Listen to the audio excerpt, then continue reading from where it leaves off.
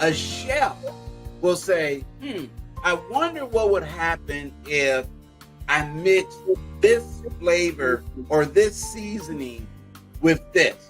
And they become literally like a chemist in the kitchen, trying different things. Oh, I put too much salt. Oh, what if I add a little bit more sugar? What if I take away sugar? And that's what I love about. Yes.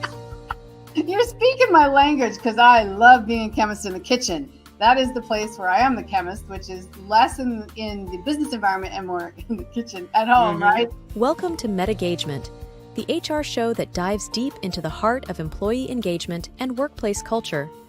Your hosts, Ann Scottlin and Dr. Lyman Montgomery, bring you a groundbreaking show that explores innovative strategies and insights to transform and elevate your organization's HR practices. Dr. Montgomery is an employee engagement expert and best-selling author, while Ann Scottlin is an acclaimed business consultant and podcaster. Together, they will unpack the complexities of modern HR challenges and reveal innovative solutions that can be immediately applied to your workplace. Please welcome Ann Scottlin and Dr. Lyman Montgomery. Hello. Hi, Lyman. How are you, my friend? I am doing absolutely fantastic. And yourself? I am good. I had so much fun. Day before yesterday, I went out hiking at a lake that was a higher altitude, so it was nice and cool. Nice. Fast picnic, and just our phones didn't work, which was amazing. So we had to actually just be present. It was really, really wonderful. So I absolutely enjoyed that. It's a nice size lake. It's like you can do the loop trail around the lake. Is only about 3.5 miles. And you see the lake all that time. It's beautiful. But anyway, any exciting things going on in your world right now? The thing that is most exciting right now is we have this awesome opportunity in October to once again be with our peers and to share some great information in October, and we'll be sharing more about that. So I'm excited about us being invited to a diversity, equity, and inclusion conference.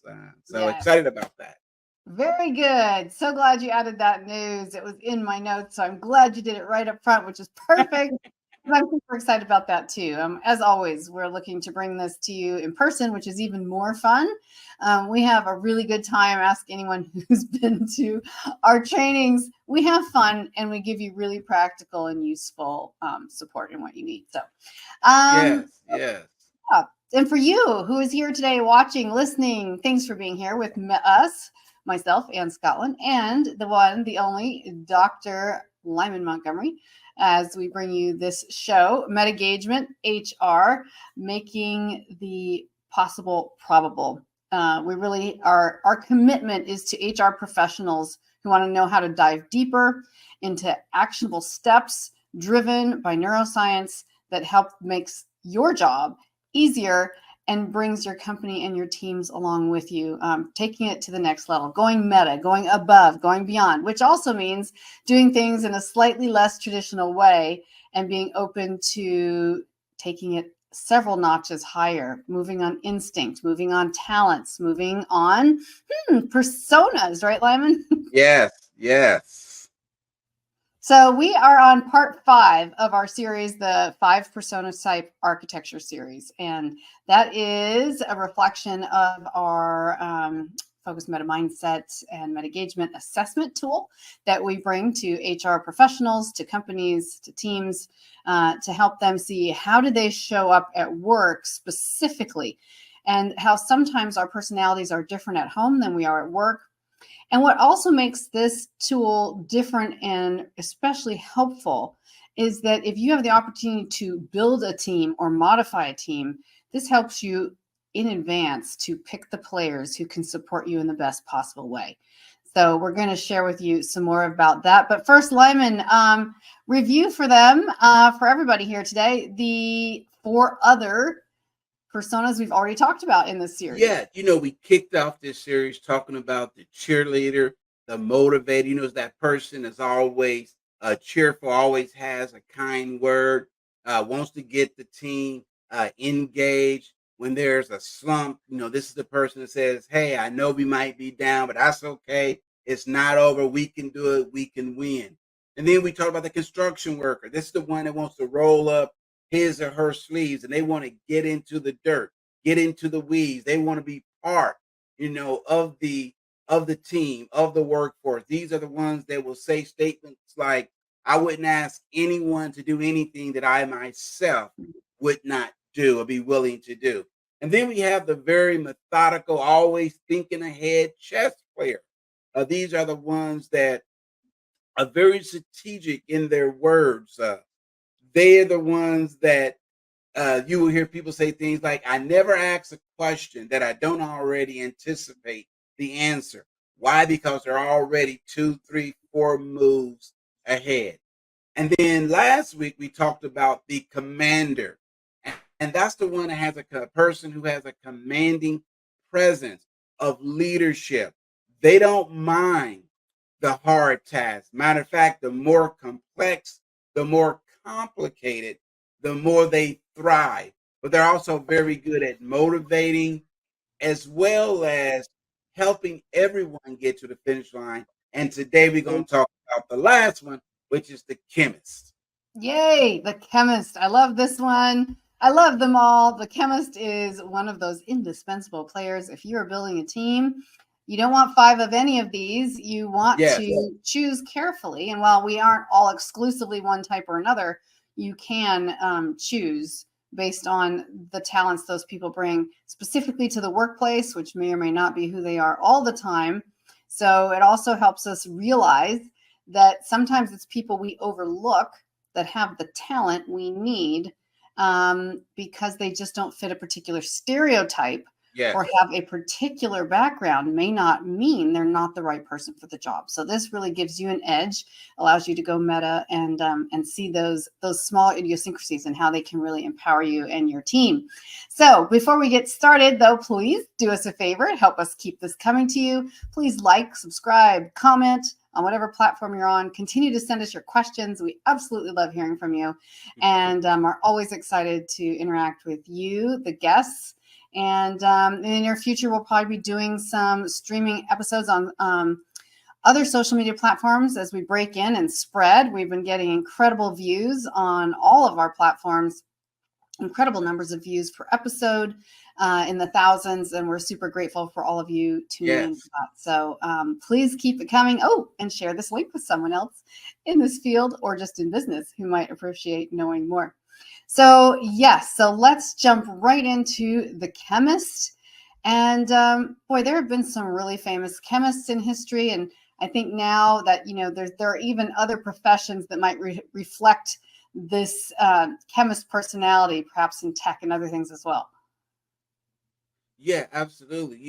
When you think about chemists, a lot of times we have this idea in our mind of the person sitting with bifocals on, with a lab jacket, mixing up a bunch of chemicals in the laboratory. Yes, but understand there are also chemists that work in industry, not just in university settings. And if you think about some perhaps well-known chemists, Alfred Nobel, for which we get the Nobel Peace Prize for, in Stockholm. What's that? Is it Stockholm? Is that no? Mm-hmm. They give out the Nobel Peace Prize. Stockholm, Sweden. Sweden. Thank you. I was like Scotland. No, it's not Scotland. I love Stockholm. It's a beautiful city. I'll go back any day. Yeah. But he's famous for inventing dynamite. You also have most recently in 2022, Barry Shapeless. He won the 2022 Nobel Prize in Chemistry for developing what's called the click chemistry, or method of linking 2 molecules together and creating more complex molecules. And as well as, you have now young people that they're not well known, but they grew up with a little chemistry set. Matter of fact, I had one. And I don't know if you ever did this, where you had a chemistry project where you made like a volcano and made it Yeah. erupt, you know. So all of us have, I think, as kids, we're fascinated with chemistry, especially mixing things together. And I learned early that bleach and ammonia is not good to mix together. What did you do? Oh yeah, I was a young kid who was in the bathroom, and I said, "Hey, I wonder what would happen if you mix bleach with ammonia." Well, I found out after I about passed out, and that some things you just don't mix together. That goes for teams too, which is partly why I love having the chemist in this discussion about personas. Yes, Because yes, it does matter how you combine the ingredients, right? absolutely, and the amount, and the amount. And so one of the things that I absolutely love about the chemists, and that's who I identify with, is we're always trying to make things better. Mhm. And so similar to the construction worker who's very good at putting things together and trying to configure how things will align with each other, the chemist is always looking at, okay, what would happen if we mix this personality with that personality? What if we rearrange the room? So if you have someone that's always changing things up, they probably have that chemist persona where they're Mhm. looking at, well, how would this personality or behavior mix? We can't sit John next to Jim because their chemistry doesn't mix well. Their vinegar and oil, or their oil and water, bleach and ammonia, two explosive compounds coming together, and all of us are going to be passed out. Yeah, or maybe they're both cheerleaders and they could just Yes, be creating so much fun that we get distracted.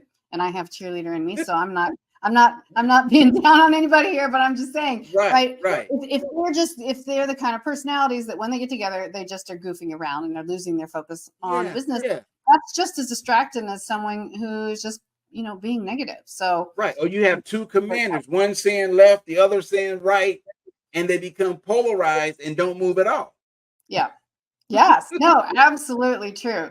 So I love this about the chemist, that what you're saying right now, that they thrive on experimentation and continuous Yes. improving. They love research. They love data. They love using data to find solutions and new approaches. They're detail oriented. So Yeah. that gives them their greatest joy, which we have said with all of these personas. It's not just particularly a skill or what they're good at, but actually what gives them joy. And what that is it's going meta. And you don't have to use the word joy. You can say Hmm. contentment, happiness, productivity. You can pick. I don't mind. But Yes. it's going meta when you're clicked in, when you're aligned with something that is not excruciating for you to do the work that is in front of you. It actually gets you excited because it's just like an itch you have to scratch. Like Yes. you put Very me good point. in an empty in a messy room with a bunch of empty cubby holes, I will go out of my mind. I will Ah, not rest or eat or go to the bathroom until I've organized everything by colors or by numbers and put everything this every single item has an extremely rational reason for being there. So, it's like when someone has, does it just come naturally? Does it bring out their natural enthusiasm? hmm Because that is so much easier than trying to make the cheerleader a chemist or trying to make the chemist a cheerleader. Yes. And you bring up a very, very good point. You think in the kitchen, right? The construction worker would be more like the cook. Okay. They are very good at making sure the meal is prepped and making sure that they follow the instructions, follow the recipes, right? A chef will say, I wonder what would happen if I mixed this flavor or this seasoning with this. And they become literally like a chemist in the kitchen, trying different things. Oh, I put too much salt. Oh, what if I add a little bit more sugar? What if I take away sugar? And that's what I My love language. about. Yes. You're speaking my language because I love being a chemist in the kitchen. that is the place where I am the chemist, which is less in the business environment and more in the kitchen at home, right? That's where it comes out. Oh, I love that. I was experimenting with food and cooking at a very young age. My mom was, she taught high school, like cooking and sewing and things, and for a certain amount of time. So she had these skills and interest and good tools, and, had a really, fundamental knowledge of how it all worked. So by like 5, 6 years old, I'm up on a stool. I mean, she would let me cut things. She just let me get involved right away. And I remember my first chemistry experiment, I think I was 6. And she had gone shopping, and I was home by myself with my dad. And I decided I wanted to surprise her and bake a chocolate cake. Not from mix, you understand. My mother is a baker and a cook. She's not a box food person. Right. So I could read just enough, I guess. I got out a cookbook. I could read it. And I was like, oh, we don't really use sugar that much. My parents are very much about health conscious. I'm like, I'll just skip the sugar. I don't even know where she keeps the sugar. We'll just skip the sugar in the chocolate cake. And then I'm like, okay, what's this? Salt. Well, salt is fine. Well, I misread the small T and the big T. So I put in a tablespoon of salt instead of a teaspoon of salt. And on it went with ingredients we have or didn't have. And then I mixed it and actually baked it. And it came out as the hardest, flattest, saltiest brick you have ever seen. I was so disappointed. But it also, instead of discouraging me from cooking, it actually challenged me to be like, ooh, I can improve on this. I can do better. And now when I just need an outlet from stress, from work, for anything else, I head into the kitchen. I mean, I'll be smiling and humming within like 15 minutes. And you can leave me in there for a couple hours. I'll be happy as pie. And So being the chemist in the kitchen is a pure delight for me. So when it's your pure delight, when it's something that comes naturally and organically and actually gets you excited, that's when you recognize the chemist persona in someone who can almost not help but have these skills, right? Yeah. And, you have some individuals that they're very good at saying, and you see this at dinner parties, where they'll say, oh, well, make sure that Helen and Louise don't sit next to each other.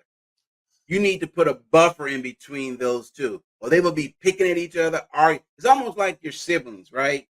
Where you have to put, maybe another someone in between. And that's what happened with my brother Robert. Now we would pick at each other. So my mom would put, my sister Mika in the middle of us. We're like, but she's a girl. She don't know how to play. But my mom was very strategic because she knew if Mika was in the middle, we wouldn't be picking at each other. We'd be sitting there trying to, like, man, how can we figure out a way to work around, Mika? And I think that's the name of your book when you come out with your biography is Mika in the Middle. Mika, I like it. Mika in the middle, right? And it's interesting, to this day, Mika is the mediator in our family because she was always in the middle. Isn't that yes? Wow! Look at how your talents are drawn upon. It's amazing, but she really is. When there are family conflict, she is the one that will call everyone and say, well, so-and-so feels this way. You said this, it kind of hurt their feelings. I know you didn't mean it, but you might want to apologize. To this day, she's still Mika in the middle. That's amazing. I love that so much. So yeah, the chemistry is really important, and her impact between the two of you was changing up the chemistry. Right. And the chemist in the chemist persona, the chemist who is in the business persona as a chemist, their approach really leads to a lot of tangible business improvements, which is great for companies because it's great for the chemist because they can track the data, right? Yes, and that's key. Measure. Tracking. Yes. Tracking, whether it's R&D or quality control or anything else, they're going to outperform their peers in that area because, again, it's that natural sort of gift they have. And also the tips for HR managers, and I wanted to make sure we had a couple specific ones today. In fact, that was going to be my hook, and I forgot, guys. I was going to say, learn 2 great tips for HR managers and how you work with your chemist personas. So one of the things you want to do is learn how to identify and nurture who the chemists are in your organization. Not even just maybe in your office or your team, but within your whole organization. Is going to give you so much leverage and so much opportunity to create growth in a very strategic way. And you can have your chemists help you do that, which is even better. Like, you really want to know chemists. So, and a lot of what we're going to be talking about today and in the future too is how to identify that. And another tip would be creating an environment that really fosters that innovation and improvement. If you want to have the chemists at work, chemists in that work persona kind of come out of the woodwork, open up a creative environment where they can contribute, where they can say something, where they can recommend a particular R&D project, when they can use, even if this isn't necessarily their only job description, but they still have so much to contribute. And this is where sometimes companies lose the opportunity to maximize the strengths of their employees when they don't have that opportunity to see how someone over here in, the other department might actually have a really good idea. Yeah. If you look at, for example, major companies like the online shoe company, Zappos, their culture, they will spend between 15 to 20% of their time really dreaming and coming up with new ideas. Matter of fact, they have incentives for coming up with crazy, wacky ideas of how they can improve their customer service. They will have like office Olympics. How can we get the product to our customers faster? What are some innovative ways that we can track? And once you create that atmosphere of creativity and you allow those creative juices to flow, you will be amazed at the results that you get just by people, once again, tapping into their imagination and being able to dream. Another multi-billion-dollar company is Disney. Just think about that. They built a multi-billion-dollar company based on imagination. No, it's so true. I mean, imagination. And I love what you were saying about Zappos because, in this day, we always talk about no waste from an environmental perspective, no waste of, recyclables, no waste of good food. Instead of just throwing it away, what could you make from it? Or, how could you use it for someone? So no waste. And I think that goes the same is true for, a company like Zappos is demonstrating a very similar to no waste environment, no waste of talent, no waste of ideas, no waste of the incredible assets you have within your organization, whether it's their name on the wall that says, I do this, or whether they're just people with fabulous ideas. No waste. You know how much more effective and efficient that is when you bring everybody on board. Totally effective and necessary, I might add. Absolutely. Okay, well, our producer is telling us that we're having so much fun that it's already halftime and we have to take it. Wow, it's more than that. We have to take a break real quick. So please stick with us. We're going to take a really quick break. While we're doing that, give you a second to like, subscribe, and maybe leave us a comment or question. All right, we'll be right back. Are you feeling overwhelmed in your HR role? Discover MetaGagement, the forward-thinking solution that goes beyond traditional methods. Our personalized coaching services provide tailored support to help you enhance your professional and personal development. With our focused meta mindset system, you'll sustain motivation and achieve your goals. Experience the transformative power of our engaging events and webinars. Connect, learn, and grow with industry leaders and motivated individuals. MetaGage your organization today. Visit MetaGagement.com and start your journey. Hi. Welcome back to MetaGagement. I'm Ann Scottlin, and this is Dr. Lyman Montgomery, and we are here talking to you today about HR specifically and how you can identify the personas within your team and your company to either build a stronger team, build a new team, and identify the people who have the particular strategic gifts naturally to support what you're trying to accomplish. And we have talked about 4 personas over the last few weeks, and today is the 5th in our series of 5. Today we're talking about the chemist for sure. So Lyman, we've described the chemist. We've talked about what they do. We've talked about ways that HR can optimize both discovering and utilizing the chemist. Let's get an idea of what does the chemist look like in action.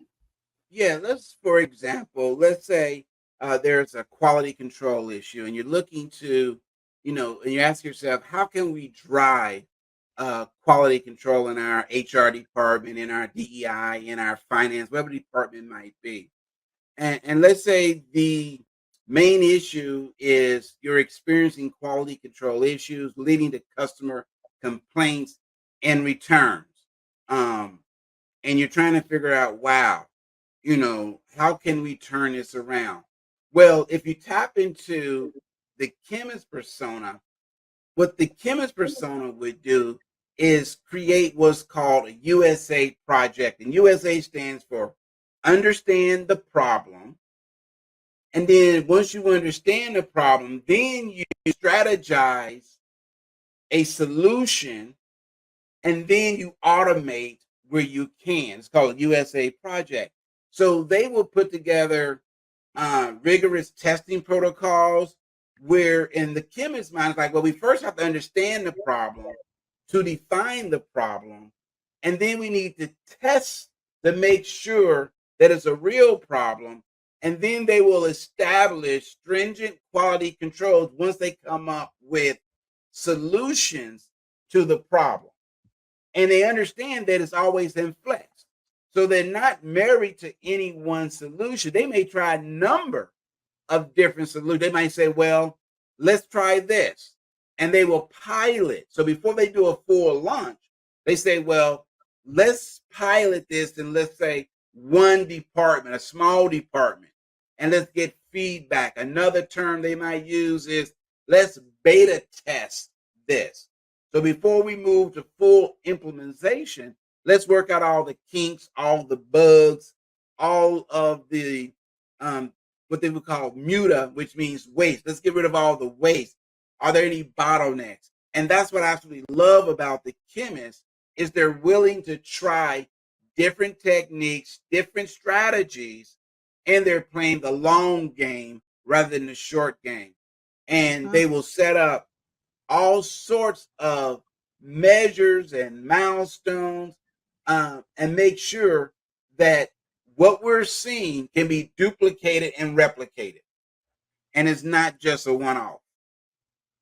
Yes, and that is so important to make it duplicatable, replicable, because again, if you don't, it's waste again, right?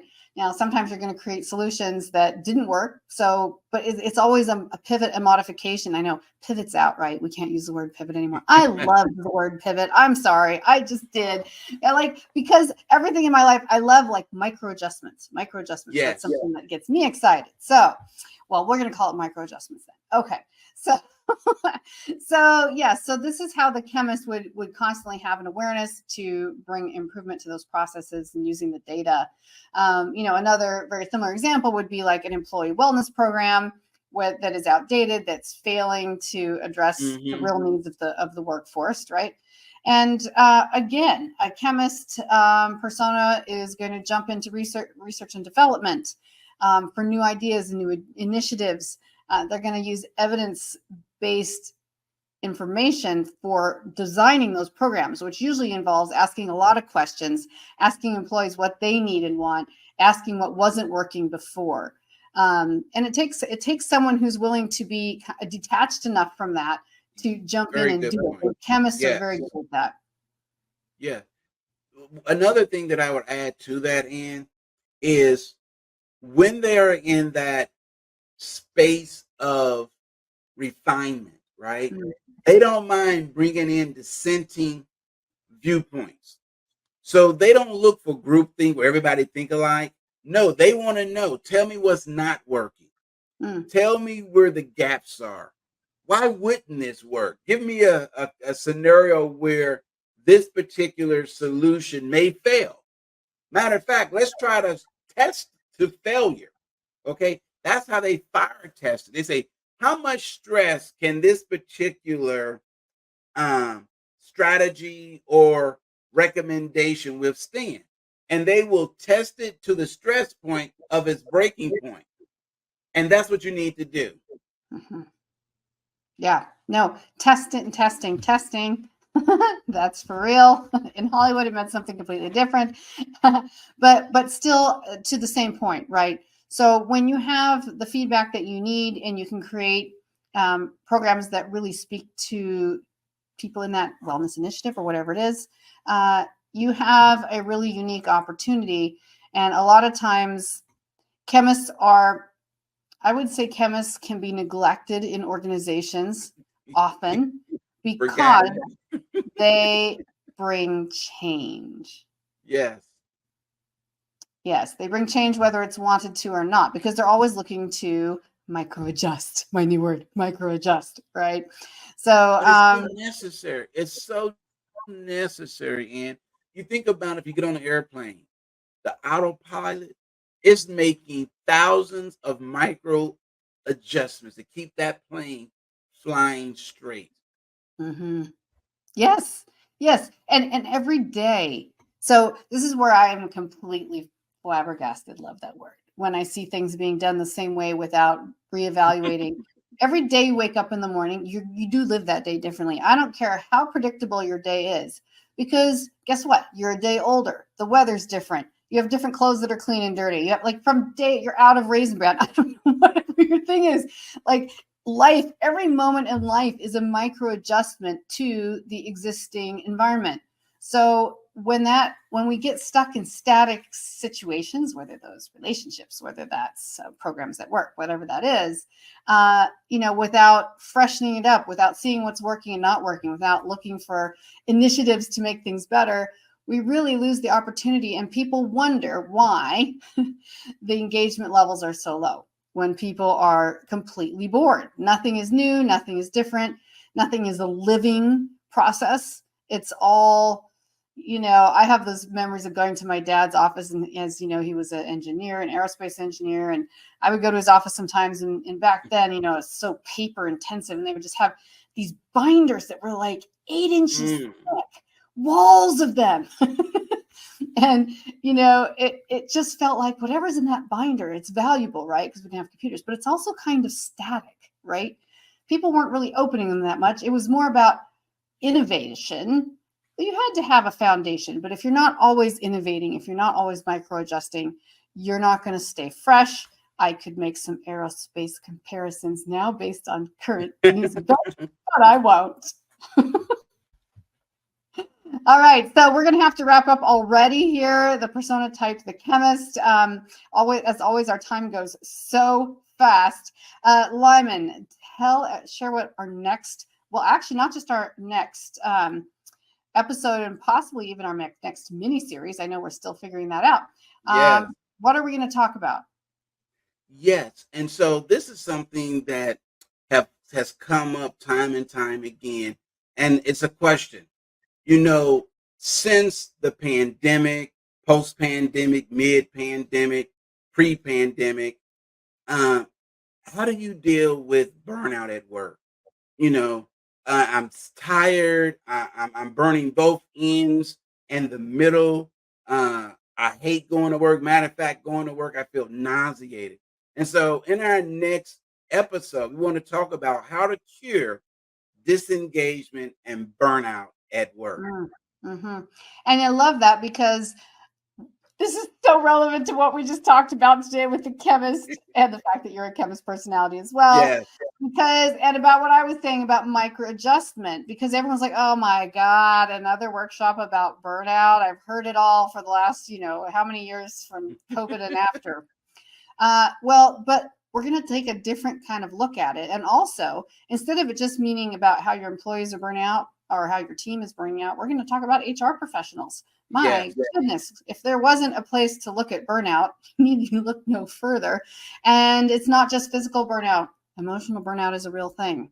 And HR can carry a lot of weight on your shoulders. So Absolutely. join us for that. If you have any questions specific to that, shoot us over to you. No, shoot them over to us. There we go. Shoot them over to us. You can leave it here in the comments. You can send us an email directly. Just pop over to our website that's streaming here, metagagement.com. And as always, please like and subscribe. We are so excited to be bringing this show to you that is unique and specific to HR. Share it with a friend, someone else who might enjoy it. And check out our website, too, for upcoming events. If you love what you've heard about the 5 persona types and you would like to take your own initial assessment of the 5 persona types, again, jump on the website and you can take the assessment there for free, the initial assessment. And we'd love to hear your feedback and what you think. Well, thanks, Lyman. Thank you for being here today. Thank you. It's been fun as always. As always, and to all of you chemists out there, cheers. Please keep the good work going. All right. Thanks, everyone. We'll see you next time. Bye. Take care. Bye-bye.